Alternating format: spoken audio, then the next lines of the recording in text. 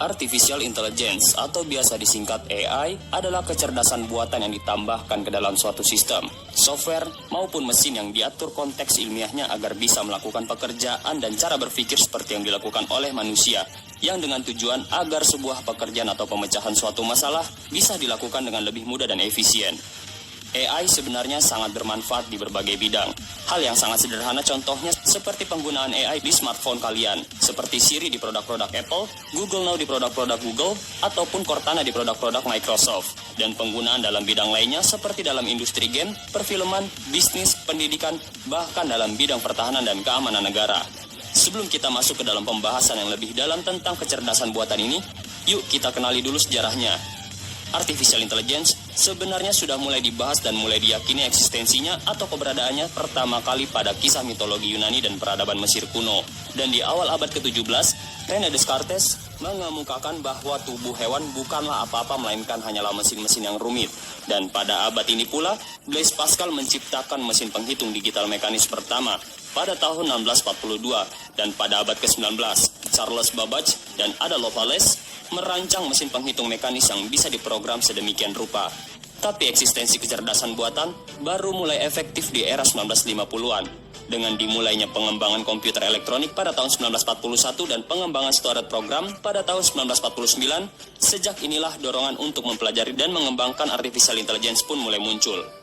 Dimulai pada tahun 1951, untuk pertama kalinya terciptalah sebuah sistem kecerdasan buatan yang benar-benar berfungsi dengan menggunakan komputer Ferranti Mark I, yaitu sebuah kecerdasan buatan untuk permainan catur, yang program naskahnya ditulis oleh Christopher Strachey dan program permainan caturnya ditulis oleh Dietrich Prince.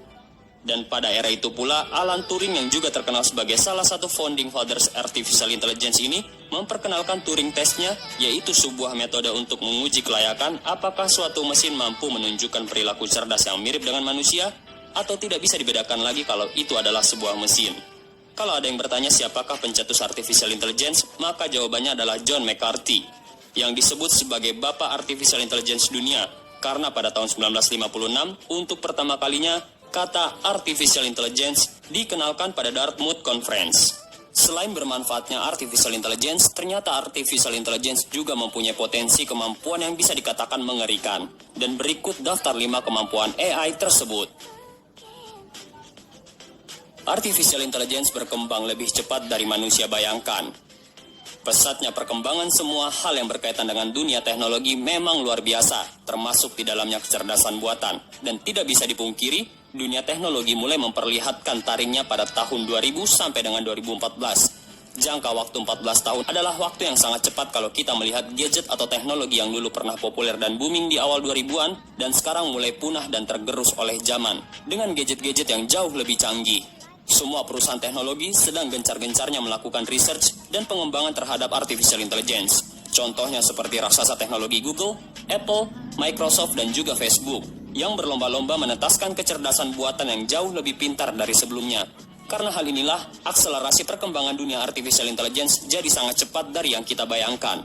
Buat generasi 90-an, coba kalian ingat era 2000-an awal. Di era itu, pernah nggak kalian bayangin 10 tahun ke depan nanti akan ada alat atau teknologi yang ada di genggaman tangan kita, bisa kita perintah hanya dengan perintah suara. Atau mungkin seenggaknya teknologi itu bisa kita ajak ngobrol buat yang lagi kesepian.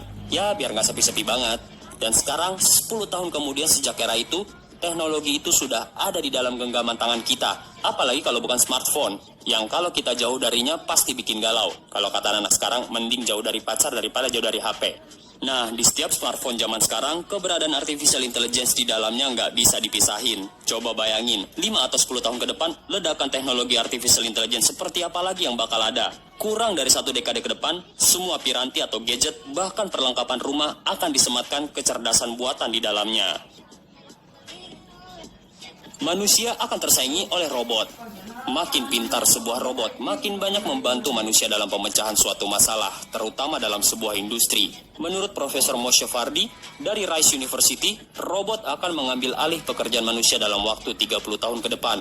Pengangguran akan meningkat sampai dengan 50%. Meskipun terdengar mengerikan, Tidak semua pekerjaan akan bisa diselesaikan oleh robot. Ya, mungkin untuk sekarang-sekarang ini.